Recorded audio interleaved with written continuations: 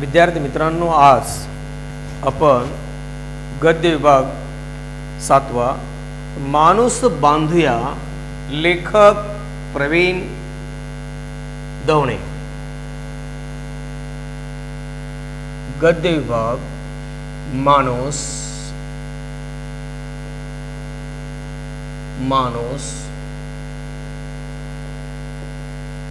बांधूया, माणूस बांधूया, प्रवीण दवणे. प्रवीण दवणे. मित्रांनो, माणूस बांधूया, प्रवीण दवणे. प्रस्तुत पाठ प्रश्न पर्व या वैचारिक लेख संग्रहातील आहे. संवाद हा माणूसपणाचा धर्म आहे. संवादाबरोबरच आज आवश्यक आहे तो मने एकमेकांना सुसंवादाने जोडण्याचा ध्यास. मोबाईल इंटरनेटच्या जमान्यातील आजच्या पिढीचा प्रत्यक्ष संवाद तुटत चालल्याची खंत या पाठात व्यक्त करण्यात आली आहे. केवळ यंत्र संवादापेक्षा प्रत्यक्ष माणूस बांधणाऱ्या हृदय संवादाचा अग्र धरणारा हा पाठ वर्तमान स्थितीत अंतर्मुख करणारा आहे. विद्यार्थी मित्रांनो, आजच्या पिढीमध्ये जो संवाद तुटलाय माणसाचा, याची खंत या पाठात लेखक प्रवीण दवणे यांनी केली आहे. मित्रांनो बघा, न बोलताही संवाद होणारा संवेदनशील काळ मागे पडून आता खूप बोलणे काळीच न ओलावणारा काळ आला आहे. न बोलताही संवाद होणारा संवेदनशील काळ मागे पडून, न बोलताही संवाद होणारा संवेदनशील काळ होता तो मागे पडलाय. आता खूप बोलूनही काळीज न ओलावणारा काळ आला आहे. ओलावणारा त्यामध्ये मनामध्ये आत्मीयता नसणे, ओढ नसणे, एक जिव्हाळा नसणे, असा हा काळ आला आहे. कारण अनेक आहे, पण मला जाणवणारं मुख्य कारण म्हणजे माणूस मिथ्या, सोनं सत्य आहे हे तत्वज्ञान आरपार बिंबवलं गेलं आहे. पैसा मिळवला की माणूस सुखी होतो हा निष्कर्ष गरिबीतून येऊ शकतो. पैसा मिळवला की मनुष्य सुखी होतो हा निष्कर्ष गरिबीतून येऊ शकतो. गरिबीला किंवा गरिबाच्या समस्या सुटतात त्या पैशाने. मग गरीब लोकांच्या ठिकाणी एक भावना असते की आपल्याकडे पैसा आला की आपण सुखी होऊ, आपले सगळे प्रश्न पैशानं सुटतील, असा एक निष्कर्ष गरिबीत आहे. पण गरिबी दूर करताना दुसरेच एक आंतरिक दारिद्र्य निर्माण होऊ नये याची दक्षता मार्केटिंगच्या भरात घेतली गेली नाही. पण आज पैसा मिळवला जातो, मनुष्य पैसा मिळवण्याची साधनं ज्यावेळेस स्वीकारतो, ज्या मार्गाने पैसा मनुष्य मिळवतो त्या मार्गावर, ज्या मार्गावर तो चालतो, अशा मार्गावर चालताना आंतरिक दारिद्र्य निर्माण होतो. त्याच्या मनामध्ये मात्र वेगळेच विचार निर्माण होतात. मग आंतरिक दारिद्र्य म्हणजे काय? दुसऱ्या विषय हे जे पैशाच्या आहारी गेलेलं मन असतं ते दुसऱ्याबद्दल सहानुभूती न दाखवता स्वार्थी वृत्ती निर्माण होते. याला म्हणतात आंतरिक दारिद्र्य. पण गरिबी दूर करताना एवढेच एक आंतरिक दारिद्र्य निर्माण होऊ नये याची दक्षता मार्केटिंगच्या भरात घेतली गेली नाही. या व्यापारी जगतात, या व्यवसाय जगतात, व्यवहारी जगतात. तर मात्र ही गोष्ट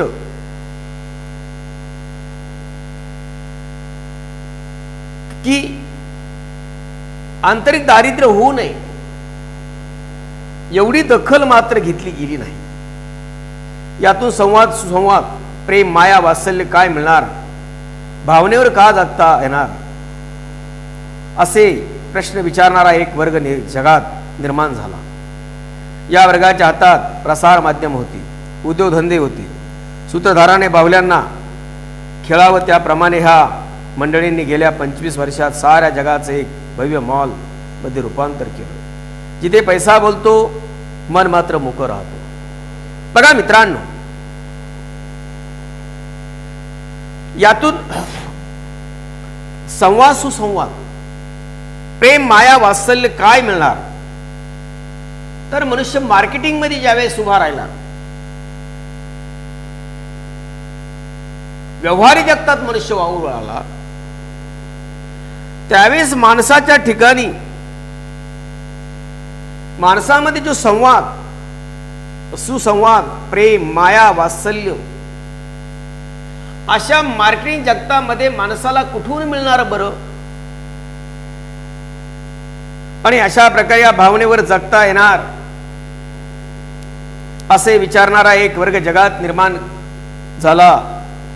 या वर्गाच्या हातात प्रसार माध्यम होती, उद्योगधंदे होती. बघा, सूत्रधाराने बाहुल्यांचा खेळावं त्याप्रमाणे या मंडळी गेल्या 25 वर्षात साऱ्या जगाचं एक भव्य मॉल मध्ये रूपांतर आता केलं आहे. मग हे जे लोक जे आहे त्यातून त्यांचा संवाद, सुसंवाद, प्रेम, माया, वात्सल्य हा भाग त्यांच्या दिनचर्येमध्ये, कुठल्याही प्रकारच्या ह्या दिनचर्येमध्ये व्यावसायिक जगत वावरताना, व्यावहारिक जगतात वावरताना त्यांच्यामध्ये सुसंवाद, प्रेम, माया, वात्सल्य हे घटक मुलांना बघायला मिळत नाही रे. आणि गेल्या 25 वर्षामध्ये मित्रांनो, ह्या लोकांनी सगळ्या जगाचं काय केलंय, का मॉल मध्ये रूपांतर केलं, जिथे पैसा बोलतो, मन मात्र मुकं राहतो.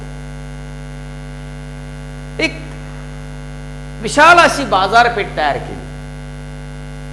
ज्या बाजारपेठेमध्ये फक्त आणि फक्त पैसा बोलतोय, तिथे मानवी माणसाच्या मनाचा विचार केला जात नाही, कदर केली जात नाही. आणि अशा ह्या मॉल रूपी बाजारात पैसा हे काय बनलं, साधन बनलं. माणसाच्या ठिकाणी सुसंवाद बंद झाला, प्रेम झालं बंद, दया वगैरे हा भाग त्या बाजूला निघून गेला. आणि फक्त व्यवहार कशावर होऊ लागले मित्रांनो, पैशावर व्यवहार होऊ लागले. आणि मनुष्य मात्र काय बनला, मुका बनला. एकदा पैशाने जगता येतं, पैशासाठी जगायचं असतं, हा जगण्याचा उद्देश झाला. पैसे मिळवण्यासाठी आपल्याला जगायचं आहे, पैशासाठी जगायचं, त्यासाठी पैसा मिळवायचा. जगायचं पैशासाठी आणि पैसा मिळवायचा यासाठी जगायचं. पैसा हे एक साधन झालं. बाकीच्या गोष्टी होत्या, दया, माया, क्षमा, शांती, चांगलं बोलणं, प्रेमाने बोलणं, हे बाजूला गेलं. फक्त काय, वेळ कशासाठी द्यायचा, पैशासाठी. पैसा एक साधन बनलं मित्रांनो. आणि हा उद्देश बनला की मग शिक्षण पैशासाठीच होतं. आणि खऱ्या अर्थाने बघा, सजणं धजणं, प्रेम, कला निर्मिती, श्रद्धा, भक्ती, मंदिरं यांची ही दुकानं होतात. आणि मित्रांनो बघा, पुढे सजणं धजणं, प्रेम, कला निर्मिती, श्रद्धा, भक्ती, मंदिरं यांची ही दुकाने होतात. मग दुकानातली भाषा खरेदी विक्रीचीच असते. तिथे संवाद नसतो, असतो तो खरेदी विक्रीचा व्यवहार असतो. बघा मित्रांनो, मग शिक्षण कशासाठी घ्यायचं? पैसा मिळवण्यासाठी.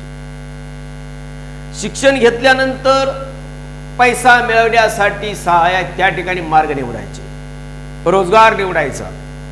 म्हणजे शिकायचं ते पैसा मिळवण्यासाठी. यामध्ये सजणं धजणं, प्रेम, कला निर्मिती, श्रद्धा, भक्ती, मंदिर यांचीही दुकाने होतात.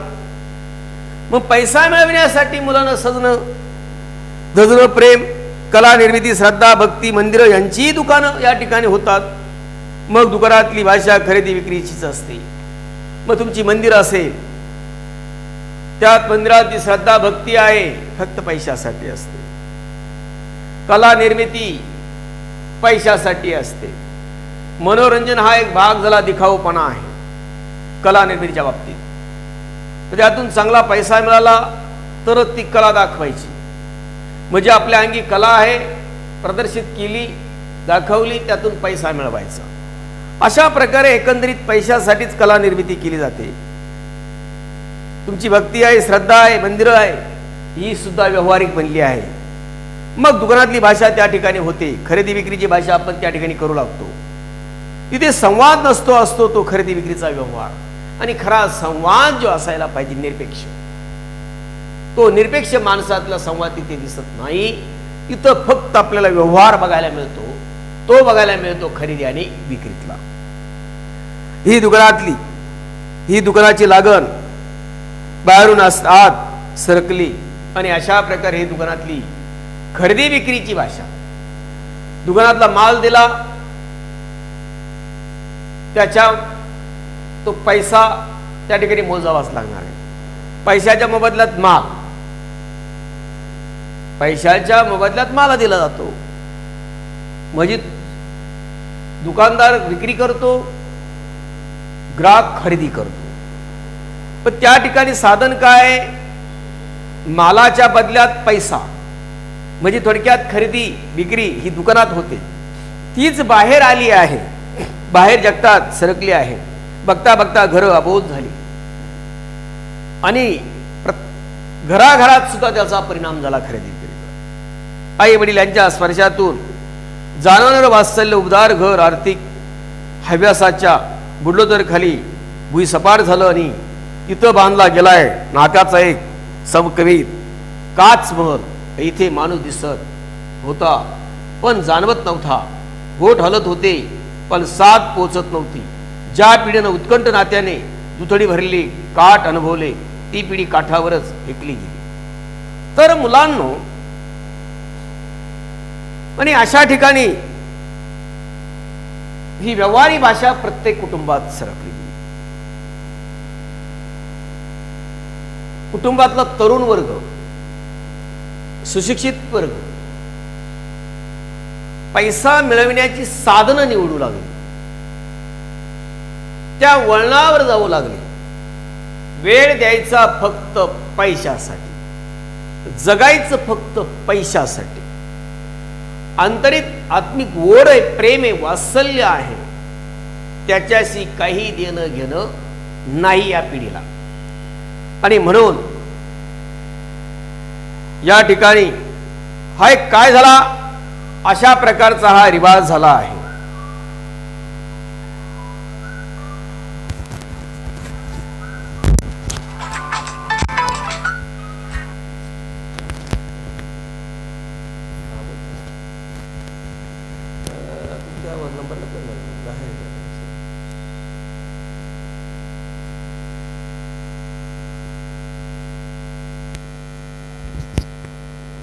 तर मुलांनो,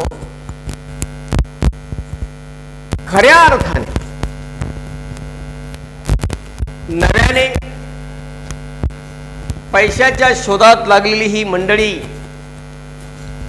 विद्यार्थी मित्रांनो, हव्यासापोटी आत्मिक प्रेम, ओढ, वात्सल्य, प्रेम हे सगळं पैशाच्या हव्यासापोटी विसरले मुलं. आणि नात्यामध्ये दुरावा निर्माण होत गेला. इथे माणूस दिसत होता पण तो जाणवत नव्हता. माणूस दिसायचा डोळ्याला, तो जाणवला नाही. ओठ हलत होते पण साथ पोचत नव्हती. ओठ हलायचे, कामापुरतं बोललं जायचं, व्यवहारिक बोललं जायचं, पण प्रेमळ, आतुरता, आपुलकी हा भाग कधीच या पिढीनं दूर लोटलाय. ज्या पिढीनं उत्कट नात्याचे दुथडी भरलेले काठ अनुभवले ती पिढी काठावरच फेकली गेली. ज्यांनी, ज्या मोठ्या पिढीने पूर्वी घरामध्ये वावरणारे चुलते, काके, आजोबा हे सगळं पूर्वीची कुटुंब अविभक्त कुटुंब होती. तर घरामध्ये सर्वांचा राबता असायचा. आजी आजोबा मार्गदर्शन द्यायचे, मायेने नातवाला विचारायचे, मायेने मुलाला विचारायचे. त्यांचा प्रभाव होता, त्यांचा दबदबा होता, त्यांचं वात्सल्य होतं, त्यांचा आशीर्वाद होता. या सगळ्या गोष्टी मायेने होत होत्या, मायेने घडत होत्या. पण ही पिढी जी आहे, पूर्वीची पिढी, त्यांचे विचार दूर ह्या तरुण पिढीने ढकलले आहे. आणि बघा, त्यामुळे डोळ्यात खिन्न अश्रू आणि काळजात कंदरत घेऊन फक्त बघत राहिली. आणि ही पिढी, पूर्वी काय होतं, पूर्वी कसा संवाद होता घरात, सगळे बोलायचे, चालायचे. आजची पिढी, आजचा तरुण वर्ग कमी बोलतोय, धावपळ करतोय, पैशाच्या आहारी धावतोय, आंतरिक ओढ शिल्लक न राहिली. आणि अशा प्रकारे हे लोक, वृद्ध लोक, ते मात्र काय करतायत, फक्त यांचं जे वागणं आहे, यांचं वर्तन हे फक्त डोळ्यानं बघत आहे. माणसं असं का वागतायत, शिक्षणाचं असं काय होतंय, वृत्तपत्र समाजाला कुठे नेत आहे, माणसं असं का वागतात, ही मोठी माणसं विचार करायला लागली.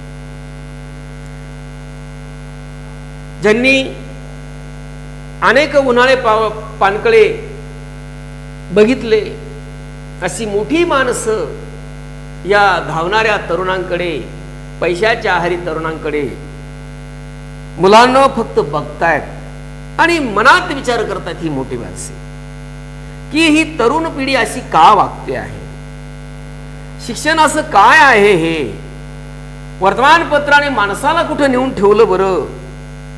कोसळतात अजून सारी पडझड कुठपर्यंत खाली जाणार आहे याचा पोखरणारा भुंगा घेऊन 70-75ची मन कातर होत राहिली आहे. जी माणसं वयाने 70 ओलांडली आहे, 75 पर्यंत वयाने गेली आहे, अशी माणसं या 20, 21, 22 अशा 30-35 वयाच्या तरुण वर्गाकडे बघून विचार करू लागली आहे की हा वर्ग असा का वागतो बरं, इतका धावाधाव करतोय, पैशाच्या आहारी लागलाय, पण त्यांच्या मनामध्ये ओढ, प्रेम काही राहिली नाही. असं काय शिक्षणाने केलं ह्या मुलांना बरं. अशा प्रकारे ही मनात खंत कोण करत बसतंय. ही मोठी वयानं झालेली माणसं, 70-75च्या दरम्यान आलेली माणसं वयानं या मुलांचा विचार करत आहेत, तरुण पिढीचा विचार करत बसली आहे. अर्थात त्याला काय वाटावं, अर्थात त्यांना काय वाटतंय याकडे लक्ष द्यायला दुकान रूप जगाला, पैशानं सुख खरेदी करायला निघालेल्या घराला वेळच कुठं होता. आणि अशा प्रकारे ह्या दुकान रूपी घराला व्यवहारिकपणा आला आहे थडक्यात. जो फक्त खरेदी विक्री बघतोय दुकान, तशीच खरेदी विक्रीचं रूप या आताच्या आधुनिक काळातल्या घराला आलं आहे. आणि फक्त व्यवहारिक जगतायत आताची घरातली माणसं. आताचा तरुण वर्ग फक्त पैशाच्या आहारी लागली आहे आणि फक्त पैसा दिला का सुख खरेदी मिळते, म्हणजेच खरेदी विक्री पैशानं घडते आहे. पैसा हे साधन आहे उत्तम, यासाठी फक्त ते वेळ घालतायत. म्हणजेच या ठिकाणी तरुण चाकं धावत जी होती, म्हातारे पाय काठावर थरथरत. बघा या ठिकाणी काय सांगितलं आहे. आता याकडे लक्ष द्यायला, दुकानरूप जगाला पैशानंच सुख खरेदी करायला निघालेल्या घराला वेळ कुठं होता. तरुण चाकं धावत होती. ही तरुण चाकं पैशासाठी धावत होती. कारण सुख कशाने मिळते? पैशाने मिळते. म्हातारे पाय काठावर थरथरत उभे होते आणि पैल तीराची नाव येईल म्हणून, आणि पैल तीराची नाव आपल्या काठाकडे येईल अशी फक्त आणि फक्त हे डोळ्यानं असह्यपणे बघत होते. तरुण पिढी पैशासाठी धावत होती.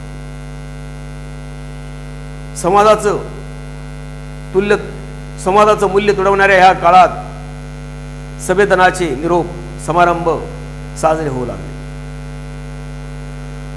आता संवादाचं मूल्य जे आहे ते राहिलं नव्हतं. ते दूर ढकललं होतं. संवाद घराघरात नात्यात अजिबात संवाद नव्हता. नातवाचं आजोबांशी बोलणं होत नव्हतं. मुलाचं आईवडिलांशी बोलणं घडत नव्हतं. हा संवाद दूर ढकलला होता.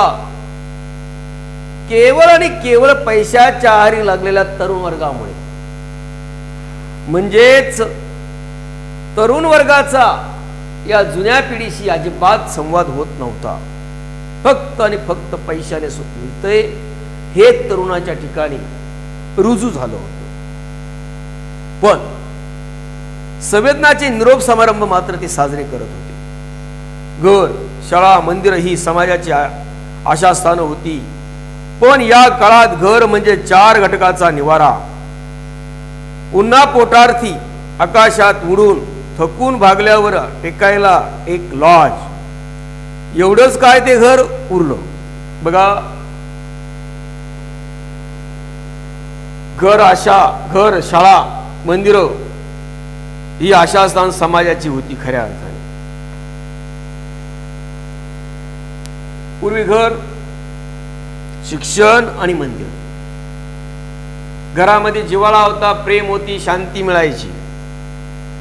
शाळेत जायचं ज्ञान मिळत होतं, चांगले गुरु मिळत होते. आणि मंदिर म्हणजे मनाला शांती लाभायची. ईश्वराच्या चिंतेत या ठिकाणी बराच वेळ घातला जायचा. ही खऱ्या अर्थाने समाजाची आशास्थान होती. पूर्वी समाजाची आशास्थान काय होती? बघा, समाजाची आशास्थान. पूर्वी समाजाची आशास्थान काय होती? पूर्वी समाजाची आशास्थानं काय होती? पूर्वी समाजाची आशास्थानं काय होती? पूर्वीच्या काळात घर, पहिलं होतं घर, पहिलं घर. पुढे होतं शाळा, आणि पुढे होतं मंदिर.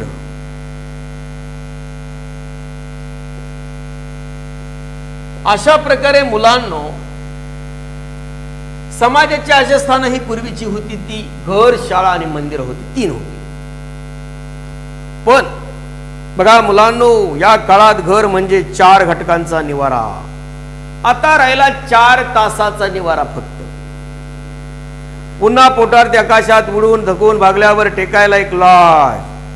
मग प्रवास घडलाय, कंपनीने कुठे बाहेर पाठवलं असेल किंवा स्वतःच्या व्यवसायासाठी बाहेर जावं लागलं. कुठे एखाद्या महानगरामध्ये दूर अंतरावरती गेल्यानंतर लॉज बुकिंग करायचं. इथेच काय करायचं, थकलो दिवसभर, त्या ठिकाणी निवारा घ्यायचा, विश्रांती घ्यायची. अशा प्रकारे पुन्हा बघा, एवढं काय ते घर उरलं. आणि घरात फक्त काय 4 घटकात या ठिकाणी आताच्या काळात तरुण वर्गाला विश्रांती मिळते. सकाळी उठला पोटा पाण्यासाठी दिवसभर वरवर बाहेर भटकतोय, महानगरात फिरतोय, इतर दुसऱ्या दूर अंतरावरती शहराकडे जातोय, तिथं मात्र लॉजवरती राहावं लागतं. मग स्वतःच्या घरामध्ये थांबायला त्याला 4 घटका वेळ मिळतो आहे. म्हणजे पूर्वीसारखा वेळ मात्र पूर्वी लोक घरामध्ये वेळ द्यायचे तसा तनुवर घरात वेळ देत नाही. एवढंच घराचं फक्त स्थान राहिलं आहे, वेळ राहिला आहे. वडील 6-6, 8-8 महिने दौऱ्यावर, घरात आले की सारखे फोनवर. आणि आज मात्र बघा बाहेर दौऱ्यावर असायचे, घरात आले का सारखा फोन चालू राहतो. आई कामावर घरी आली की सिरियल बघण्यात मग्न. मुलं पळतायत या क्लासमधून त्या क्लासमध्ये, प्रश्नपत्रिकेचे गट्टे सोडवत. संवाद कुठला? फी भरायला पैसे हवेत, हॉस्पिटलमध्ये जाऊया. पुष्कळ दिवसात चायनीज खाल्ले नाही, गदड्या इतके पैसे ओतलेत तरी 89% न्यूयॉर्कची सीडी आणायची. हे किंवा या चेहऱ्याची वाक्य, याला संवाद म्हणता येत नाही. आत्म्याची साध असते तोच संवाद, ती नसेल तर तो गोंगाटच म्हणायला पाहिजे. बघा मित्रांनो, आता फक्त घर 4 घंट्याचं राहील. घरातील पालक वडील मंडळी 4-4, 6-6 महिने दौऱ्यावर जावं लागतं, बाहेर भटकावं लागतं. आणि घरी आल्यानंतर सारखा फोन चालू असतो. आपल्या मुलांशी बायकोशी त्यांचा संवाद घडत नाही. आई सुद्धा कामावर गेलेली असते. घरातील मुलांचा त्या आईशी सुद्धा संवाद होत नाही. आल्यानंतर स्वयंपाक पाणी जेवण खावण, तिचा वेळ सिरियल मध्ये जातो बघण्यात, मुलांशी संवाद होत नाही. आणि मुलं मात्र काय, घरातली मग वडील 4-4, 8-8 महिने बाहेर गेली आहे, आई कामावर गेली आहे. मग मुलं हा क्लास लावला आहे, क्लासमध्ये जाणं, आले प्रश्नपत्रिका उत्तरपत्रिका तयार करणं. कुठला आला मुलांचा आणि आई वडिलांचा संवाद? काहीच नाही. शाळेचा वेळ, क्लासचा वेळ. आले प्रश्नपत्रिका सोडवणार, शाळेच्या सोडवायच्या, क्लासचे गट्टे सोडत बसायचे, मुलांचा वेळ गेला. आई आणि वडील मुलांचा त्या ठिकाणी संवाद अजिबात होत नाही. कुठला संवाद? ही फी भरायची, हॉटेलमध्ये जाऊया, पुष्कळ दिवसात चायनीज खाल्ली नाही, अशा प्रकारे मग बाहेर जाणं, बाहेर खाणं, त्या ठिकाणी पैसे हवे आहे, इतकंच बोलणं. आता कधी कधी वडील सुद्धा रिझल्ट विचारतायत मुलांना, करे एवढी फी भरतोय आपण क्लासची, शाळेत चांगला टाकलंय, चांगला क्लास लावलाय, मग तुला पर्सेंटेज कसे 89 पडले आहे, तुला एवढे 89% कसे पडले, तू का 95 पर्यंत गेला नाही? अशा प्रकारे मुलांना आई वडील विचारतायत, वडील विचारतायत. कारण अभ्यास किती करावा, कसा करतो, काय करतो मुलगा, याकडे आई वडिलांचं लक्ष नाही. आई नोकरीला असते, वडील दौऱ्यावर असता, नोकरीला असता.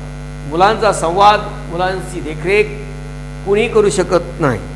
त्यामुळे अपेक्षित असे मुलांचे जे हवे ते पर्सेंट मुलांना भेटत नाही. त्यानंतर बाले वडील चला फिरायला, चायनीज खाऊया, अशामध्येच मुलांचा वेळ जातोय. काय होणार? आई वडील आणि मुलांमध्ये संवाद होत नाही. आणि म्हणून म्हटलंय लेखकाने, आत्म्याची साध असते तो संवाद, ती नसेल तर गुंगाळ. खऱ्या अर्थाने आत्मिक सुख नाही मुलांचं, आई वडिलांचं. आत्मिक ओढ नाही, आत्मिक बोलणं नाही. काय होणार? संवाद अजिबात नाही. बघा मित्रांनो, मग काय, कृत्रिम पाऊस पडण्याचा आटापिटा करावा, तसा प्रकारे काहीशी आगंतिक झालेली माणसं, कुठं ईमेल, कुठं चॅटिंग, कुठं SMS, कुठं फोनवरून बिनचर्याने बडबडत असतात, ते बडबडत राहतात. बघा मुलांना पुढे मात्र काय होतं, सगळं कृत्रिम पाऊस पाडण्याचा आटापिटा केला जातो. सगळं या ठिकाणी जवळ जावं, बोलावं, गप्पा मारावं एकमेकांसोबत, त्याऐवजी एकमेकाला ईमेल पाठवले जातात, चॅटिंग केली जाते, SMS पाठवले जातात, कुठं फोनवरून बिनचेहऱ्याने बडबडत राहतात एकमेकांशी. याला ओढ आपुलकी याला म्हणत नाही. कुठंतरी वेळ मिळाला मग फोनवरून विचारायचं कसा आहे, ईमेल पाठवायचा कसा आहे, तो चॅटिंग करायची, SMS पाठवायची, ते कसा आहे, जेवण झालं का, काय आहे, तब्येत बरी का, बस. पण काय हा संवाद बिन चेहऱ्याचा असतो. बिन चेहऱ्याशी बोलतोय आपण, मोबाईलशी बोलतोय. आणि अशा वेळेस याने काही प्रेम निर्माण होतो नाही. बोटांनी बटनांचा खेळ म्हणजे संवाद नव्हे. आणि अशा प्रकारे हा माणसाचा संवाद नाही. हा संवाद दूर अंतरावरून संवाद काय कामाचा. दूर अंतरावरून जिव्हाळा तयार करायचा प्रयत्न केला. फोन केला जातो, चॅटिंग केली जाते, मेसेज केले जातात. याला संवाद म्हणता येणार नाही खऱ्या अर्थाने. त्यांची सोबत होत नाही, साथ लाभत नाही. एक भरून उरलेलं एकाकी पण रात्रीच्या घट्ट दगड पहाटेपर्यंत न्यायचा बस. सकाळ झाली की पाय पाठीला लावून पोटासाठी पळापळायचं. कुठं पळतोय भान नाही. मग ही काय फक्त दुरून संवाद होतोय. बिन चेहऱ्याचं बटन म्हणजे या ठिकाणी काय म्हटलं, मोबाईल बरोबर, मोबाईलवरती आपुलकी दाखवलं. याला संवाद म्हणत नाही मित्रांनो. झोपलाय 4 घंटे, पहाट झाली आहे, मोबाईल वाजला आहे, जाग आली आहे, पटकन आंघोळ करेल, फ्रेश होईल, काय डबा असेल तो उचलेल, चल्ला पोटा पाण्यासाठी पहाटे बाहेर. कुठं पळतोय मनुष्य, फक्त चिंता आहे त्याला उद्याची. माझी उद्या कशी जाईल बरं. आज गेला खड्ड्यात, आज संपला, पण उद्याचं काय. उद्या येत नाही, उद्या संपत नाही, खड्डा खोल होत जातो. ही आजची भीषण स्थिती आहे. आणि म्हणून या ठिकाणी सांगितलं लेखाने, आजची भीषण स्थिती आहे काय, उद्या येत नाही. आजचा दिवस खड्ड्यात गेलाय, संपलाय. पण या तरुण पिढीला प्रश्न पडला आहे उद्याचा. उद्या काय होईल, कसं होईल, ही विवेचना या मुलांना सतत सत्य आहे. तरुण वर्ग हा पैशाच्या आहारी लागलेला आहे. त्यांना उद्या कशी उगेल, ती कशी जाईल बरं, यानं पोखरलेलं आहे. या चिंतेनं ते भयग्रस्त झालेले आहे. पण उद्या मात्र कधीच संपत नाही. आणि आज ती गेला बघा, आजचा दिवस गेला खड्ड्यात, उद्या येत नाही. खड्डा खोल होत जाता. आणि आजची ही भीषण स्थिती, आता खड्डा खोल होत गेलाय. म्हणजे उद्याची अनेक प्रश्न निर्माण झाले आहेत. ते सर्व प्रश्न सुटत नाही. संगणकाच्या बोटाने IT ची कळ आयटीत फिरवत भारताची अमेरिका करणारे आपणच, आणि पुन्हा अमेरिकेवर टीका करणारे आपणच. पण अशा प्रकारे संगणक क्षेत्र, IT क्षेत्रात आपण भरारी मारली आहे. आपल्याला आता आपण अमेरिकेची बरोबरी करतो आहे, पण आता अमेरिकेवर आपण टीका करताना बघायला मिळतोय. पुन्हा अमेरिकेवर आपण टीका करतोय. लौकिक प्रगती करणाऱ्या विज्ञानाचं कोड कौतुक करताना अवलौकिक चिंतन आनंद देणाऱ्या मातीच्या वारशाचं तेज लोपून कुठवर सुख मिळणार. आणि अशा प्रकारे या विज्ञानाच्या आहारी आपण लागलो, वैज्ञानिक साधनाच्या आपण आहारी लागलो आहे. कधी कधी अमेरिकेवर टीका करतो आपण, काय अमेरिका वैज्ञानिक क्षेत्रात इतकी पुढे गेली आहे, पण खऱ्या अर्थाने आत्मिक सुख समाधान त्या लोकांना नाही. काय आपण त्यांच्यावर टीका करतो ना, आपण वैज्ञानिक पद्धतीचा स्वीकार केला. संगणक यंत्रांचा वापर करतो आपण, म्हणून त्यावरती टीका करून उपयोग काय. आपणही तोच मार्ग स्वीकारला ना. म्हणून चिंतन आनंद देणाऱ्या ह्या मातीच्या वर्षांचं तेज लुपून कुठलं सुख मिळणार? आणि ह्या बाबतीत असं नेट, इंटरनेट, संगणक ही धावाधाव पळापळ, यातून काय सुख मिळणार? बरं, मिळणारच नाही. हे त्रिवार सत्य आहे. आणि यातून किती सुख मिळणार? यातून खरं सुख मिळणार नाही. लेखक म्हणताय हे त्रिवार सत्य आहे. मग खरं सुख ते कोणतं, ही कळण्यापासून आपण इतकी दूर जाऊ की विनाश हाच विकास, विनाश हाच विकास हा नव्या जगाचा एक मंत्र होईल. आणि खऱ्या अर्थाने कशात सुख आहे? नेमकं सुख कशात आहे? हे माणसाला, या तरुण पिढीला, तरुण वर्गांना कळणार नाही. आणि ते समजण्याच्या आतच, खऱ्या अर्थाने समजायच्या आत आपण खऱ्या अर्थाने खूप दूर निघून गेलेलो असू. कळायच्या विनाश हाच विकास हा नव्या जगाचा एक मंत्र. विनाश, विनाश हाच खऱ्या अर्थाने आपला विकास असं मानायला काही हरकत नाही. हा खरा मंत्र आहे. या तरुण वर्गाचा मंत्र काय झाला? विनाश हाच विकास. हाच तरुण वर्गाचा, धावणाऱ्या वर्गाचा मंत्र होईल. आता निव्वळ यंत्र संवाद करून चालणार नाही, पण खऱ्या अर्थाने लेखक म्हणतायत यंत्ररूपी संवाद करून तुमचा चालणार नाही. गरज आहे ती चिंतनाची. कुठं भरकट निघालो आहोत हे कळण्यासाठी धावताना अंमळ थांबण्याची गरज आहे. तुम्ही यंत्राबरोबर धावताय, वेगाने धावताय, दुरून संवाद करताय, यावर जरा विचार करायची वेळ आली आहे. तुमचा खऱ्या अर्थाने संवाद होत नाही. जो संवाद व्हायला पाहिजे तो घरातला संवाद असू द्या, आपतातला संवाद असू द्या, मुलातला संवाद असू द्या, घरातल्या वडीलधाऱ्या माणसाचा संवाद असू द्या, तो संवाद दुरावला आहे. तुम्ही भरकटले आहात आणि तुमचा संवाद घडावा का होत नाही यावर विचार करायची तुम्हाला वेळ आली आहे. आपल्या संवाद शून्य एकाकीपणा नको आहे, हे खरे आहे. आपला संवाद शून्य एकाकीपणा नको आहे आता, हे खरे आहे. पण आपणही कुणाला तरी संवाद न करता एकाकी पाडला आहे.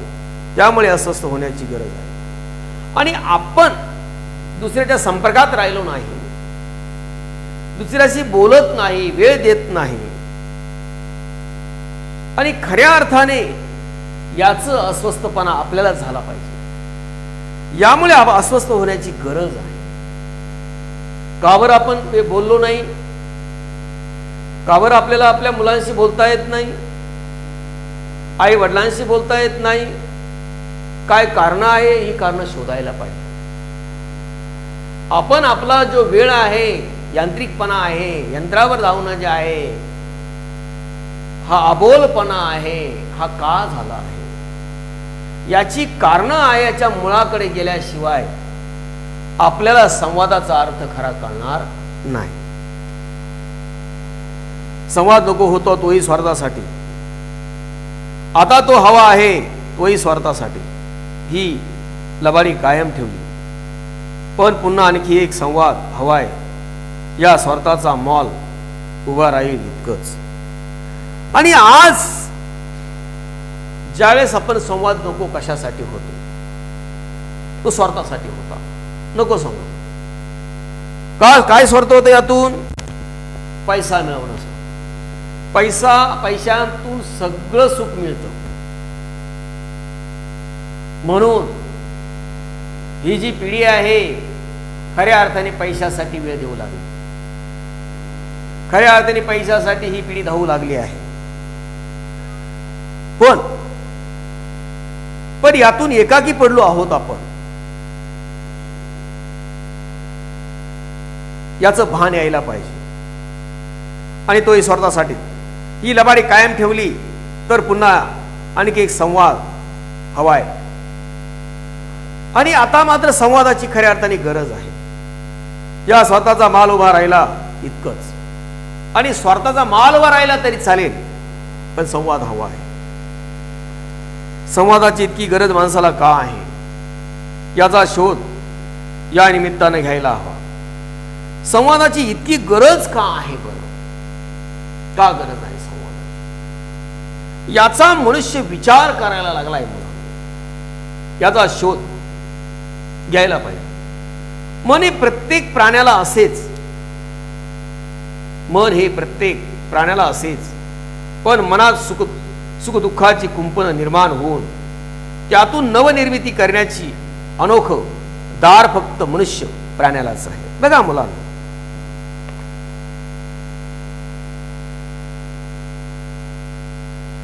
संवादाची गरज मनुष्यालाच खऱ्या अर्थाने गरज आहे. संवादाची याची गरज का आहे मुलांनो?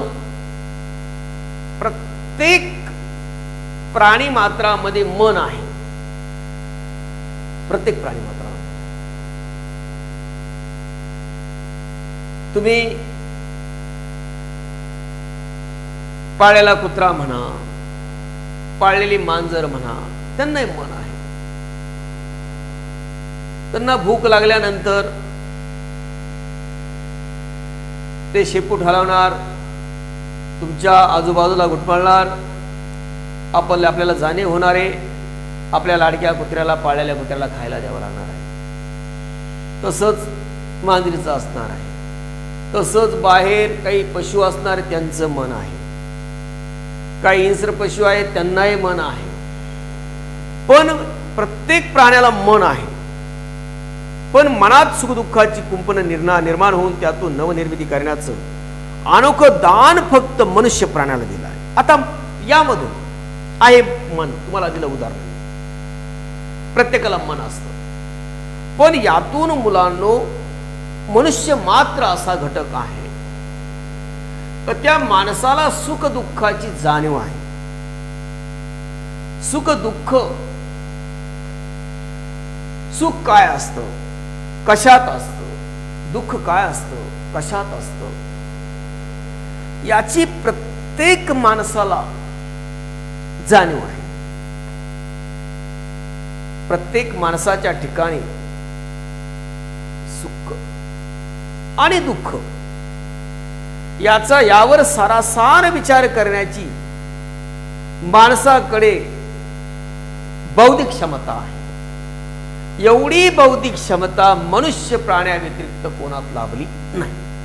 मी सुखाचा विचार करतोय आणि दुःखाचाही विचार करू शकतो. हे दान मनुष्य प्राण्याला लाभलं आहे. म्हणूनच मेंदूतून प्रगटणाऱ्या अनेक नैसर्गिक प्रेरणापैकी एक मानवनिर्मित प्रेरणा, मानवनिर्मितीची प्रेरणा जी विचार करायला लावते. मग नवनिर्मितीची प्रेरणा माणसाच्या बौद्धिकतेत आहे. नैसर्गिक प्रेरणा आहे ती जी विचार करायला लावते. चांगलं बोलावं, चांगले विचार व्यक्त करावे, चांगलं निर्माण करावं, चांगले संबंध निर्माण करावे. तर हे जे करतं ते मनुष्यच करतो असतो. मनुष्याची बौद्धिक क्षमतेमध्ये नैसर्गिक प्रेरणा त्या ठिकाणी दिली आहे मानवाला. मग यावर जी विचार करायला लावते, भूतकाळाशी धागा जोडते, भविष्याचं स्वप्न रंगवते, निजलेली ऊर्जा जागून वर्तमान सुसह्य होण्यासाठी नवनव्या प्रयोगात गुंतते. आता मित्रांनो, जी विचार करायला लावते माणसाला, जी धागा जुळवते माणसाचा, जी भविष्य रंगवते, भविष्यातले स्वप्न रंगवते आहे आणि निजलेली ऊर्जा जागून वर्तमान सुसह्य होण्यासाठी नवनव्या प्रयोगात गुंतवते आपल्याला भविष्य स्वप्न साकार होण्यासाठी. आणि जी ऊर्जा सुप्त आहे, जागृत नाही, ती सुसह्य होण्यासाठी नवनव्या प्रयोगात गुंतवते आणि अशा प्रकारे ती ऊर्जा शक्ती नवनिर्मिती करताना गुंतवली जात असते. हे सगळं लाभलंय ते माणसाला. मनुष्य थोडक्यात भूतकाळाचा विचार करतो. भूतकाळ कसा होता, काय केलं आपण, आणि भूतकाळ असा गेलाय, पण भविष्यकाळ कसा जायला पाहिजे, कसा उज्ज्वल व्हायला पाहिजे, कसं सुख लाभेल, कसं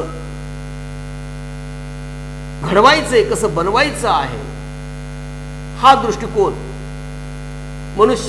माणसामध्ये निर्माण होतोय. म्हणजेच मनुष्य स्वप्न रंगवते आणि आपल्या अंगी ही स्वप्न रंगवताना आपला वर्तमान काळ जो आहे,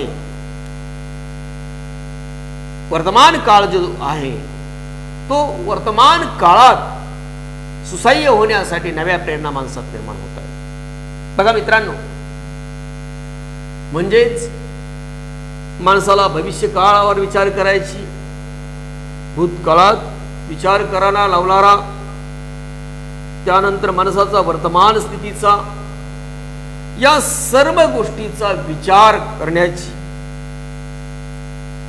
आणि नवनव्या प्रेरणा निर्माण करण्याची, नवनवे प्रेरणा, नवनवे प्रयोग यशस्वी करण्यासाठी मनुष्य काय करतोय, आपली ऊर्जा उभी आणतोय.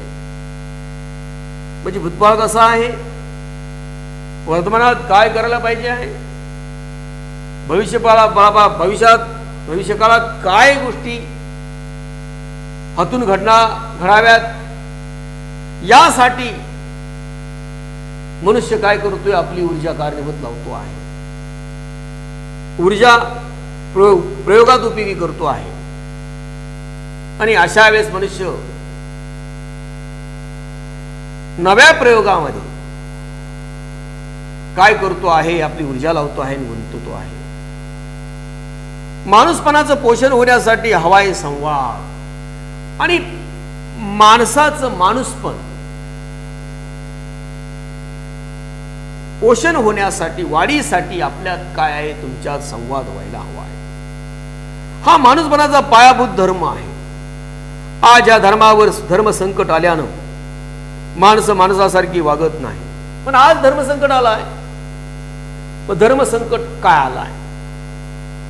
धर्मसंकट आला आहे, मनुष्य यंत्राच्या गतीने धावतो आहे, मनुष्य अबोल झालाय. मनुष्य मोबाईल, संगणक, इंटरनेटचा वापर जास्त करतो आहे. माणसं माणसाशी प्रत्यक्ष संवाद करत नाही.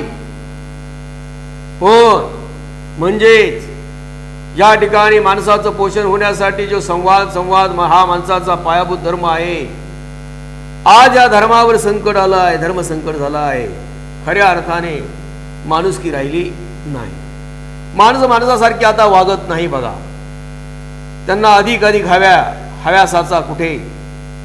हव्यासाचा आणि कुठे थांबायचं हे न कळण्याचा एकाकी पथच जीवनपथ वाटत आहे. आणि ह्या माणसाला त्याचा खरा संवाद तुटलाय. त्यांना अधिक हव्यासा म्हणजे अधिक हव्यासाचा म्हणजे काय? अधिक मिळवायचं. आज एक कार झाली आहे, आज मोठा फ्लॅट झाला आहे, मुलं चांगल्या शाळेत दाखल करायची, यासाठी लागणार पैसा. त्याही गोष्टी मिळाल्या, पुढे त्या गोष्टी पूर्ण झाल्यानंतर मनुष्य पुढच्या हव्यासाला लागला आहे. काय? मग आपल्या मुलाला गाडी, पत्नीला गाडी, त्याही गोष्टी मनुष्य हव्यासासाठी वेळ देऊ लागला आहे. यंत्रासारखा धावतो आहे. गरजा वाढल्या मनुष्याची. मुलं म्हणाली आपल्याला मोठा भव्य बंगला पाहिजे. पुन्हा माणसाची धावाधाव, पळापळ रात्रंदिवस, मोठा बंगला घेण्यासाठी, खरेदी करण्यासाठी धावाधाव. या सगळ्या सुखाच्या गोष्टी मिळवण्यासाठी, हव्यासासाठी मनुष्य खऱ्या अर्थाने संवाद काय झालाय विसरला आहे. म्हणून माणसं माणसासारखी वागत नाही बघा. त्यांना अधिकाधिक हव्यास लागलाय. तुम्हाला उदाहरण दिली मुलांना. कुठं थांबायचं त्यांना कळलं नाही. बस आता हा फ्लॅट झालाय, थांबूया इथं, थोडं विश्रांती घेऊया, आई वडिलांशी वेळ देऊया, मुलांशी वेळ द्यावा. नाही, तो पुढचा विचार करतो आहे. पुढच्या गरजा आता मिळवायच्या कशा, यातून माणसात संवाद होत नाही. नव्या जगाची जीवनशैली माणूसपणाशी जवळूक साधत नाही. ही नवीन जीवनशैली आहे. यातून माणूसपणा आपल्याला बघायला मिळत नाही. ही त्याच्या नैसर्गिक विकासाच्या आड पदोपदी येत असल्याने पुढचे प्रश्न मनाच्या संबंधित अधिक असणार आहे. आणि खऱ्या अर्थाने त्याची नवी ही जीवनशैली आहे. ही जीवनशैली सगळ्या जगाचीच बनली आहे खऱ्या अर्थाने. त्यामुळे जवळीक राहिली नाही. फक्त पैसा एक साधन आहे. पुढच्या गरजा कशा पूर्ण करता येईल त्यासाठी पैसा हे साधन बनलेलं आहे. पण गरजा मात्र, एक गरज पूर्ण झाल्यानंतर लगेच दुसरी गरज उभी राहते. त्यामुळे माणसाला पैशाच्या हव्यासाशिवाय दुसरा मार्ग सुचत नाही. त्यामुळे जवळीक, आपुलकी तो मनुष्य विसरतो. ती नैसर्गिक विकासाच्या आड पदोपदी येत असल्याने पुढचे प्रश्न मनाच्या संबंधित अधिक असणार आहेत आणि ते धनाने सोडवता येणार नाही. पण खऱ्या अर्थाने या धावणाऱ्या माणसाने अजून काही विचार केलेला नाही. पुढचे काही प्रश्न आहेत ते पैसे आपल्या पैशाने या संपत्तीने सोडवता येणार नाही. तरी ते वेगळे असतील काय ही सुद्धा शंका आहे बघा. इतकी मनोरुग्णता वाढण्याच्या आतच समंजस पालकांनी झडझडून जागं व्हायला हवं आहे. या समंजस पालकांनी काय व्हायला पाहिजे, खऱ्या अर्थाने जागं व्हायला पाहिजे. यामध्ये लेखक, कलावंत, नेतृत्व, माध्यम यांनी व्यक्तिगत अहंकार आणि केवळ आर्थिक मिळकतीची व्यावसायिकता स्वर्ण माध्यमावर आणून मन जागरण करण्याची गरज आहे. यामध्ये मुलांनो, जे समंजस पालक जे आहे यांनी झडझडून, यांनी खडबडून जागं व्हायला पाहिजे. झडझड म्हणजे खडबडून जागायला पाहिजे. काय यामधले समाजाचे घटक जे आहे जागृती करणारे ते लेखक आहे, कलावंत, नेतृत्व करणारे लोक आहेत आणि जे प्रसार माध्यम आहे. समाजातील पालकांनी झळझळून जावं. यामध्ये लेखक आहे, कलावंत आहे, काही नेतृत्व करणारे लोक आहेत, काही प्रसार माध्यम आहे.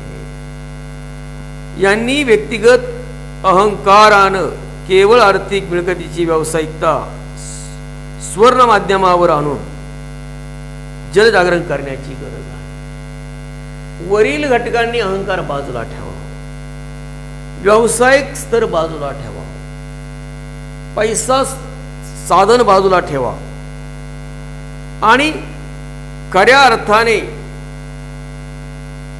मन जागरण करण्याची गरज आहे.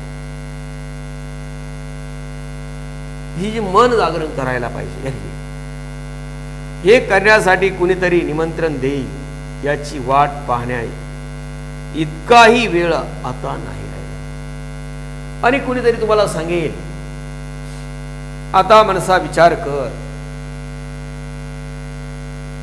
इतका यंत्राप्रमाणे धावू नको, संवाद थोडा ठेव, जरा मागे वळून बघ. तू पैशाच्या आहारी लागला आहे.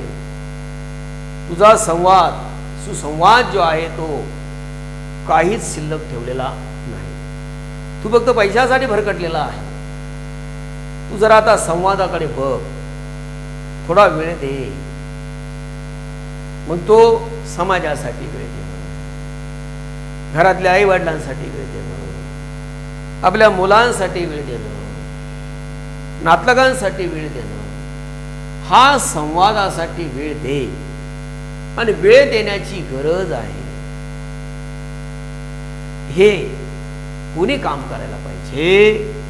तर हे काम लेखक, कलावंत, नेतृत्व करणारे विविध प्रसार माध्यम या घटकांना सांगण्याची गरज नाही की तुम्ही आपल्या कार्यातून, तुम्ही आपल्या कार्यशैलीतून काय करा. माणसाला थोडा वेळ द्यायला लावा, जरा संवाद साध, जरा माणसाच्या संपर्कात राहा, थोडंसं मन मोकळं कर. फक्त मोबाईल, SMS या हा यांत्रिकपणा आहे, यावर विसंबून राहू नको. तर याचे दुष्परिणाम या प्रसार माध्यमांनी, मग लेखकांनी आपल्या लेखनशैलीतून, कलावंतांनी आपल्या कलेतून, नेतृत्व करणाऱ्या लोकांनी विविध माध्यमातून आज माणसाचा संवाद कसा हरपला आहे, त्याचे दोष परिणाम हे सगळं दाखवून देण्याचं काम वरील घटकांचं आहे. त्याशिवाय माणसे संवाद साधू शकणार नाही, वेळ देऊ शकणार नाही, माणसाचा यांत्रिकपणा तसा जाणार नाही. म्हणून या ठिकाणी कोणीतरी निमंत्रण द्यायची वाट पाहू नका रे. वेळ आता तशी वेळ राहिली नाही. कवी श्रेष्ठ केशवसुतांच्या शब्दात, उठा उठा बांधा, उठा उठा बांधा कमरा, मारा किंवा लढत मरा, सत्वाचा उदय असतो खरा. आणि अशा प्रकारे हे वरील आव्हान प्रत्येकाने जाणलं पाहिजे. इमारती बांधणं, जागा म्युझियम बांधणं पुरं झालं. चला माणूस बांधूया, अंतर्याच्या उमाळ्याने, संवादातील जिव्हाळ्याने बांधूया. आता बघा यामध्ये मुलांनो, खऱ्या अर्थाने कवी केशवसुतांच्या ह्या पंक्ती आहे मित्रांनो. कवी केशवसुतांच्या ह्या ओळी आहे मित्रांनो. काय सांगितलं त्यांनी? उठा उठा बांधा कमरा. ते सांगतायत उठा उठा बांधा कमरा, मारा किंवा लढत मारा, सत्वाचा उदय स्तू करा. आता तुम्ही जागे व्हा. म्हणजे मुलांना तुम्ही कमरा बांधा, घर बांधा, लढतच राहायचं, सत्वाचा उदय करा, हे वरील आव्हान प्रत्येकाने जाणलं पाहिजे. खऱ्या अर्थाने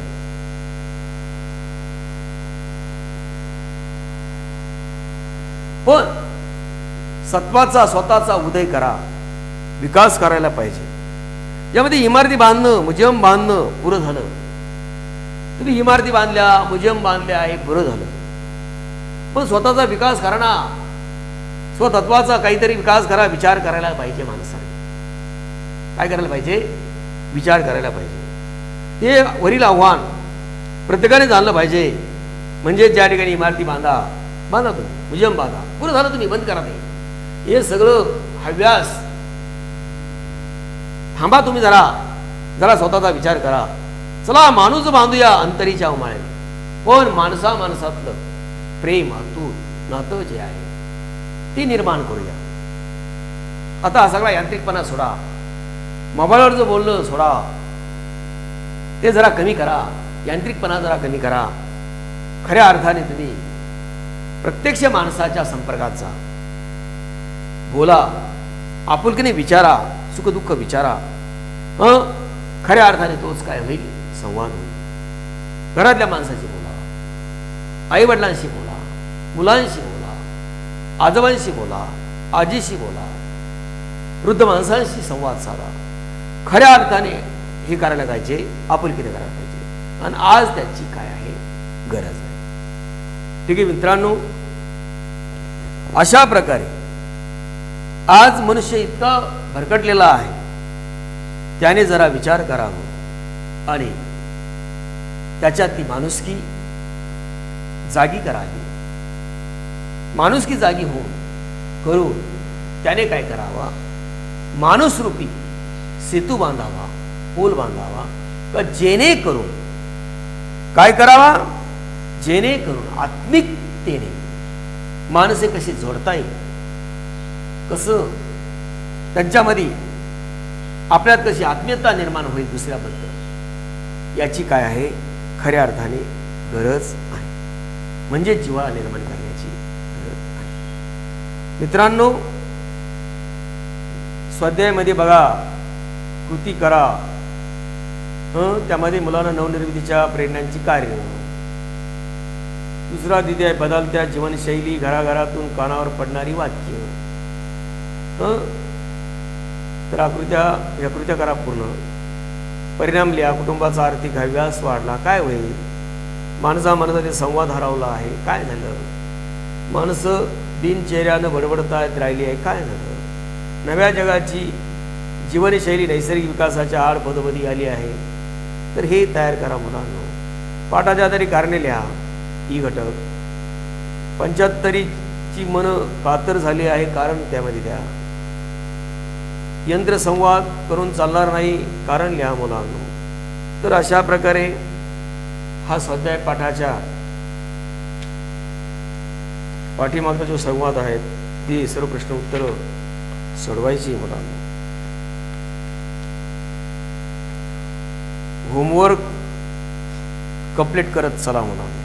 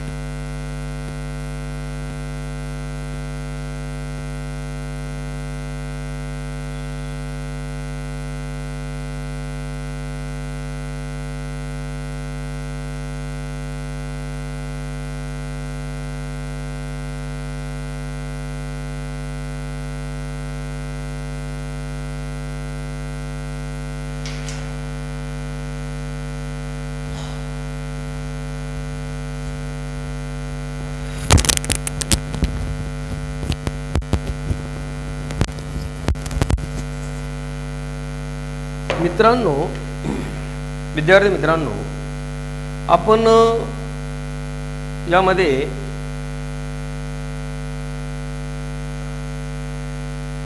आपल्याला बघायचं आहे नाट्य साहित्य परिचय, पेज नंबर 70.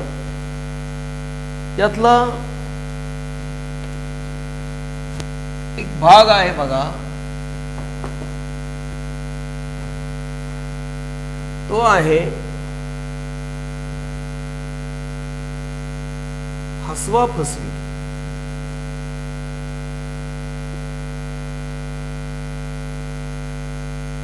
हसवा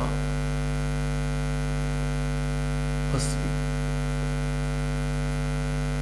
लेखक आहे दिलीप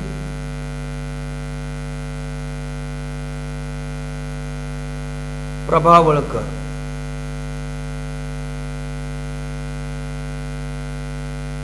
लेखक दिलीप प्रभावळकर. मित्रांनो, हसवा फसवी दिलीप प्रभावळकर यांचा हा पाठ आहे. या नाटकातील उतारा खालील दिलेला आहे. संपूर्ण नाटक मिळवून अवश्य वाचा आणि त्याची संधी मिळवण्यास नाट्यप्रयोग जरूर पहा मुला. बघा, मोनिका, पेज नंबर 70, हसवा फसवी. मुलांनो, पेज नंबर 70, हसवा फसवी. बघा, मोनिका घाईघाईत येऊन उभी राहते. रसिक हो, जुन्या बाल गोविंद नाटक मंडळीचे ज्येष्ठ नट कृष्णराव हेरंबकर यांचा सरकारतर्फे उद्या मानपत्र देऊन सत्कार होणार आहे. पण त्यापूर्वी होणाऱ्या आजच्या या घरगुती समारंभाला येण्याची विनंती आम्ही त्यांना केली आहे आणि आमच्या विनंतीला मान देऊन आंबुर्डी गावाहून आपल्या पत्नीसह आजच इथे यायची तस्ती त्यांनी घेतली. तस्ती, त्रास घेतला. तस्ती म्हणजे काय? त्रास घेतला, कष्ट घेतले. तस्ती म्हणजे काय? त्रास, कष्ट घेणे. त्यांचा आपण शाल आणि श्रीफळ देऊन सत्कार करूया आणि त्यांच्याशी थोडी बातचीत करूया. खरोखर कृष्णराव येतात. सोबत वाघमारे. संजय फोटो काढण्यासाठी येतो आणि कृष्णराव फोटोच्या फ्लॅश लाईटने धचकतात. तो निघून जातो. वाघमारे श्रीफळ देतात. कृष्णराव श्रीफळ घेऊन कानाशी घालून बघताय. शाल पांघरताना गोल कृष्णराव गुरफटले जातात. एकदाची शाल पांघरली जाते. मुलांनो, या ठिकाणी मोनिकाने यामध्ये संवाद साधला आहे रसिकांना. त्यांनी सांगितलंय, जुन्या बालगोविंद नाटक मंडळीतले ज्येष्ठ नट कृष्णराव हेरंब यांचा सत्कार ठेवला आहे. जुनं नाटक होतंय. कोणतं होतं? बालगोविंद नाटक. त्या नाटक मंडळातले हे एक नट होते. त्यांचं नाव आहे कृष्णराव हेरंबकर. स्वतः नट होते ते. तर त्यांचा सत्कारतर्फे उद्या मानपत्र देऊन सत्कार होणार आहे. उद्याचा त्यांना मानपत्र जाहीर केलं आहे सरकारतर्फे. त्यामुळे आपण त्यापूर्वीच होणाऱ्या आजच्या या घरगुती समारंभाला त्यांनी विनंती दिली आहे का तुमची निवड झाली आहे मानपत्र सरकारतर्फे, मला मानचिन्ह देणार नाही उद्या, पण आम्ही एक छोटासा कार्यक्रम तुमच्यासाठी ठेवला आहे, त्यासाठी तुम्ही या. त्यांनी मात्र मोनिका म्हणाल्या स्टेजवरती श्रोत्यांना तर त्यांनी आपल्याला वेळ दिला आहे आणि आंबोडी गावाहून आपल्या पत्नीसह आजच इथे यायची त्यांनी तस्ती घेतली. त्याच्या गावाहून आपल्या इथे आपल्या मान देऊन आंबोडी गावचे ते आणि आज आपल्याकडे आले आहे, त्यांनी वेळ दिला आहे. त्यांचा आपण श्रीफळ शाल देऊन सत्कार करूया. अशा प्रकारे आणि थोडीशी त्यांची बातचीत करूया. कृष्णराव थैली देणार होतात आणि येण्या जाण्याचा खर्च सुद्धा करतो म्हणाला होता. उद्या सरकारी सोहळा आहे बघा, तिथं मला प्रवास भत्ता देईन म्हणाले होते, पण तो मिळेपर्यंत मी कोण जाणे कुठे असेल, तुम्ही द्या, मला नकोय, माझ्या पत्नीकडे द्या. ती तिथं बसली. आमच्या आंबोर्डीहून उदनपूरला टांग्यानं आलो बघा, तिथून एसटीनं पुण्याला आलो, पुण्याहून परत ट्रेननं मुंबईला आलो, कर्जत आणि ठाणा मार्गे, म्हणजे वाघमारे हळूच हात सरकटतात, हेच चाललेत कुठे पळून, सांगतोय कोणाला, कोणी आहेत का इथं कमिटीपैकी? बरं, आता तुम्ही मला तुमच्या कमिटीपैकी मला बोलवलंय की आज हा कार्यक्रम ज्या कमिटीने सादर केलाय किंवा आयोजित केला आहे, अशा आयोजकाकडे ते लगेच काय करतायत, मागणी करतायत. त्यांना श्रीफळ शाल दिली, कोणाला? कृष्णराव. मग त्यांनी काय केलं, मागितलं मला हे श्रीफळ शाल ठेवण्यासाठी एक थैली द्या. पुढे म्हणतायत माझा प्रवास भाडं तुम्ही देणार होते. मला उद्या सरकारी सोहळ्याला जायचंय बघा. तिथं त्यांनी कबूल केलंय, या कृष्णराव तुम्हाला प्रवास भत्ता आम्ही देणार आहोत, जाण्याचं भाडं थोडक्यात काय खर्च लागेल तो आम्ही देऊ, तुम्ही द्या, पण तुम्ही द्या आता. आणि बघा तिथे माझी पत्नी बसली आहे, त्यांच्याकडे जरी माझा प्रवास भाडं वगैरे दिलं तर चालेल. लगेच ते तोंडून सांगतात त्या किती खर्च झाला काय. पण ते म्हणतात आमचं गाव आंबोर्डीहून कुदनपूरला आलो बघा, टांग्याचं भाडं. तिथून एसटीला आलो पुण्याला, तेही भाडं बघा. पुण्याहून ट्रेनला मुंबईला आलो, ते भाडं बघा. पुन्हा कर्जत, ठाण्यामार्गे, असं सगळा प्रवास त्यांनी या आयोजकाला म्हणजे कमिटीला ऐकावेला का एवढे सगळे पैसे मला माझ्या पदरचे इथपर्यंत यायला खर्च करावा लागले बघा. सगळे पैसे मला पाहिजे आहे. इथं कुणी कमिटीपैकी आहे का? मी तुम्हाला सांगतोय. मोनिका म्हणते हो हो मी आहे. कमिटीपैकी मोनिका म्हणते मी एक आहे, आम्हीच तुम्हाला बोलवलं आहे बघा. कृष्णराव एकूण 255 रुपये 8 पैसे झाले बघा खर्च. माझे प्रवास भाडं सगळं किती खर्च झालं आहे? 255 रुपये 8 पैसे. किती झाले? 255 रुपये आणि 8 पैसे हे खर्च झाले. हे पैसे 255 रुपये 8 पैसे खर्च. एवढा खर्च मला आलाय बघा. मोनिका म्हणते बघा बरं आम्ही देऊ तुम्हाला. हे पैसे झाले आम्ही देऊ. 255 रुपये 8 पैसे आम्ही तुम्हाला हे देऊ, तुम्हाला देऊ. आता हे कृष्ण तुझं नाव काय मुली? माझं नाव मोनिका म्हणते. मोनिका. कृष्णराव तर बरं का मोनुका? नाही मोनिका म्हणते नाही मोनिका. कृष्णराव दोन्हीचा अर्थ तोच आहे बघा. मनुका मोनिका एकच आहे असं कृष्णराव म्हणताय. दोन्हीचा अर्थ तोच आहे बघ. ते एवढे पैसे लवकर देऊन टाकायला सांग मला. आता कार्यक्रम संपत आलाय, मला तेवढे पैसे देऊन टाका. आणि अशा प्रकारे त्यांचे फोटो जे आहे खऱ्या अर्थाने काढायला सुरुवात होते. आणि कॅमेऱ्याकडे बघायला, संजय फोटो काढण्यासाठी कॅमेऱ्याकडे बघायला सांगतो. आल्यापासून काय चालवले काय रे? डावीकडे बघा, उजवीकडे बघा. तो फोटो काढतोय, फ्लॅश चमकवतोय. फ्लॅश तोंडावर पडतात, कृष्णराव चिडतात. कारण इकडे बघा तिकडे बघा, अशी पोच द्या, थोडक्यात तशी पोच द्या. हे करायला लावल्यामुळे कृष्णराव एक तर प्रवासातून थकले होते, चिडले ते. आणि लगेच चिडून काय म्हणतात, मारीन त्याला मी. अहो विचारत नाही, सांगत नाही, येऊन आपला लाईट मारतोय आणि म्हणत नाही इकडे बघा तिकडे बघा. अचानक लाईट मारतोय बघा. त्यामुळे माझे डोळे चमकतायत बघा. आणि अशा मारतोय माझ्या डोळ्यावर म्हणजे काय, मला सहन होत नाही बघा हा फ्लॅश. माझं ऑपरेशन झालंय ना मोतीबिंदूचं. मला डॉक्टरांनी सांगितलं की प्रखर उजेडाकडे बघू नका म्हणून. याची काय पद्धत आहे झाली का मला सांगा. मला पाहुणा म्हणून बोलवताय आणि आल्यापासून माझा छळ करताय. एक धोत्रीत लावून देईन सांगतो, त्याच्या सांगतो. लाईट मारतो गडाड, लाईट मारतो गदाडा. तर अशा प्रकारे याला रागारागाने ते प्रेमाने गदाडा म्हटलं आहे. मी जसं आलो तसं हा मुलगा संजय काय करतोय न सांगता माझे पटापटा फोटो काढतोय. अचानक काय करतो, फ्लॅश मारतो. मला त्या ठिकाणी हे चमकलेलं जे आहे फ्लॅश मारलेलं आवडत नाही. एक तर डॉक्टरने माझं ऑपरेशन झालंय मोतीबिंदूचं. डॉक्टरने मला सांगितलंय जास्त प्रकाशाकडे बघू नका म्हणून मला हा मोतीबिंदूचं ऑपरेशन झाल्यामुळे मला काळजी घ्यायला लावली आहे. आणि हा गुन्हागार मला त्रास देतोय.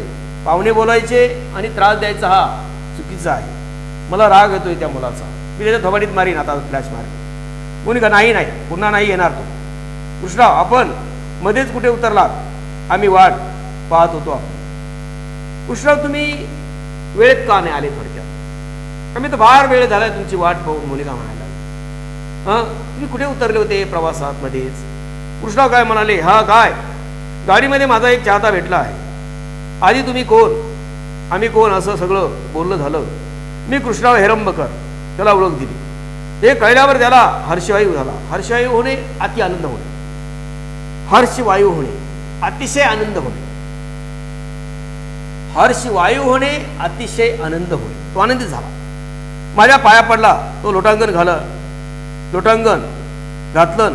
भर ट्रेनमध्ये जागा कुठे असते, बसायला जागा नसते.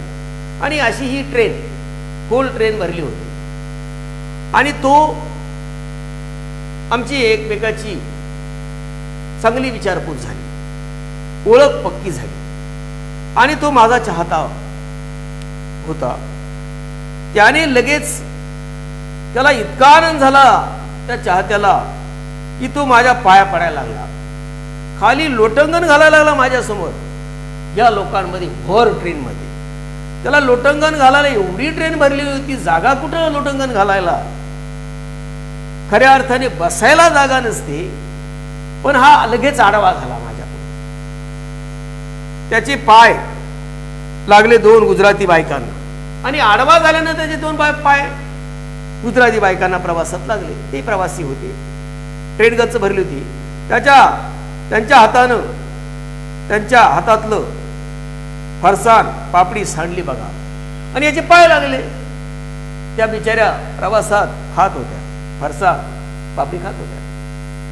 आणि याचे पाय लागल्यामुळे ह्या चाहत्याचे,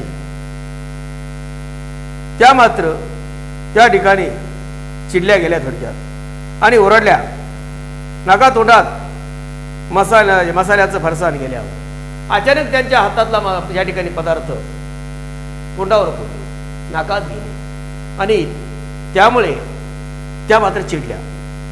आणि अशा प्रकारे त्या आगंतिकपणे अतिउत्साही त्या माझ्या खऱ्या चाहत्याची ही गोष्ट कृती बघून मी मात्र आश्चर्यचकित होत होतो.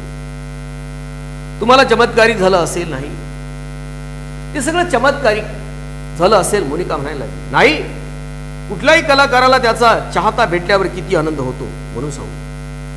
आता मी एक मोठा कलाकार, कोणताही कलाकार असू द्या, मला तर आनंद झाला. पण कोणताही कलाकार असू द्या, त्याचा चाहता जर भेटला तर त्या चाहत्याच्या चेहऱ्यावरचा आनंद बघून कोणत्याही कलावंताला आनंद झाल्याशिवाय राहणार नाही.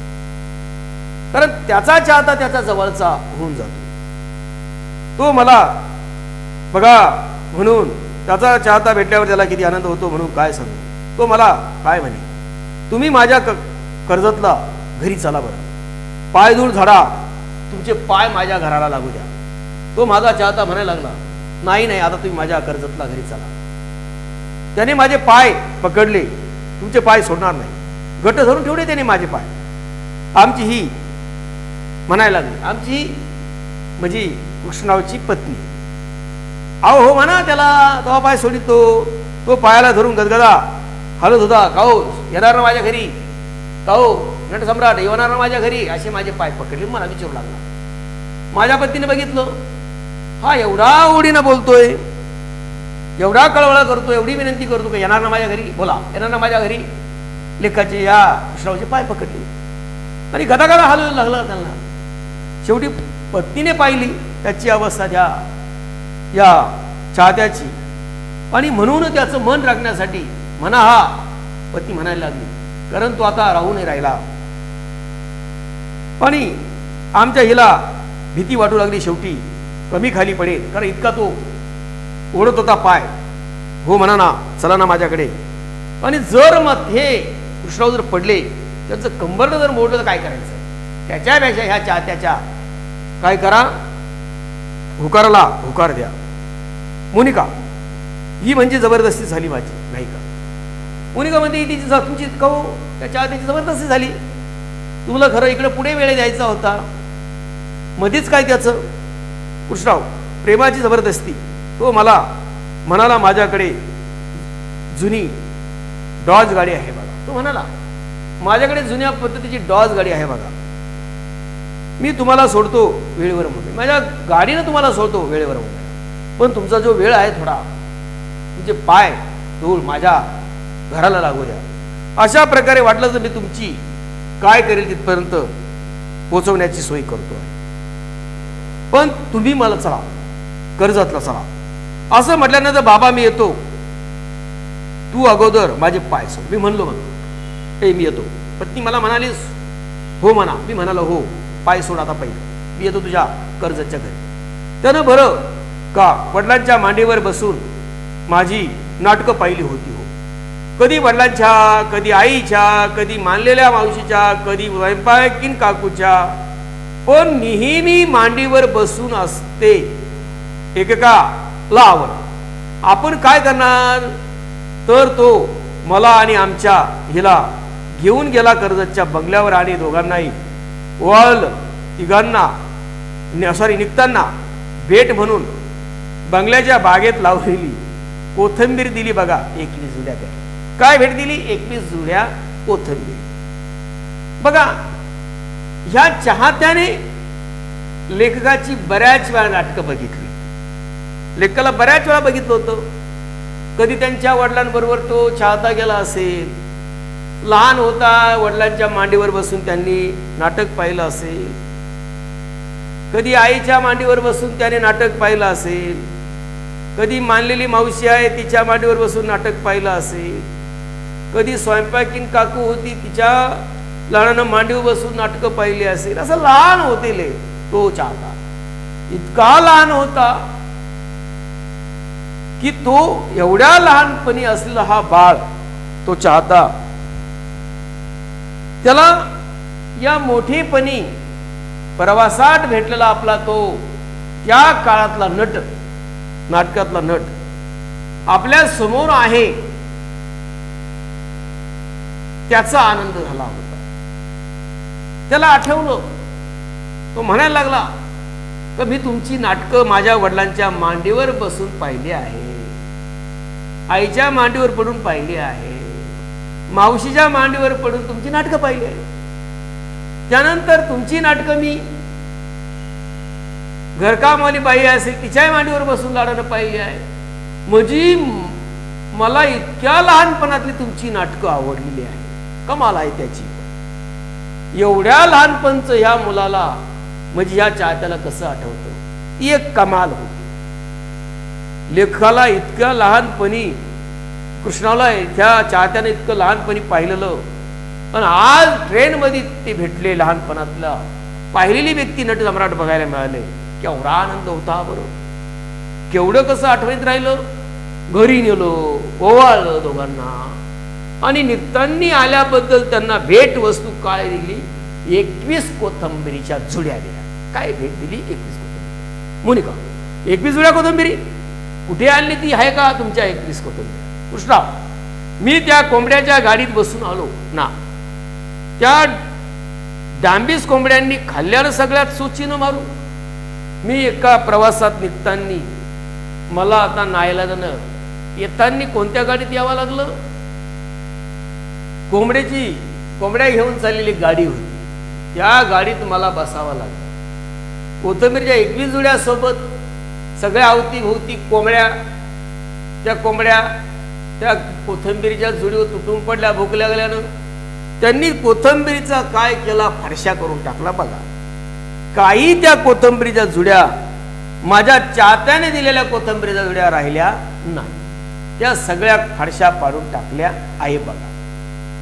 कृष्णा, मी त्या कोंबड्यांना गाडीत बसून आलो ना बघा, त्या डांबीस कोंबड्यांनी सगळ्यांनी खाल्ल्या चुची मारून. तुम्ही तयार कसे झाले कोंबड्याच्या गाडीत बसायला? मोनिका म्हणाल्या. का गेले तुम्ही गाडीला? असा काय प्रसंग आला तुम्हाला कोंबड्यांच्या गाडीत यायला लागलं? तर विद्यार्थी मित्रांनो, हा जो भाग आहे राहिला भाग आपण पुढच्या लेक्चरमध्ये घेऊ. बाय विद्यार्थी.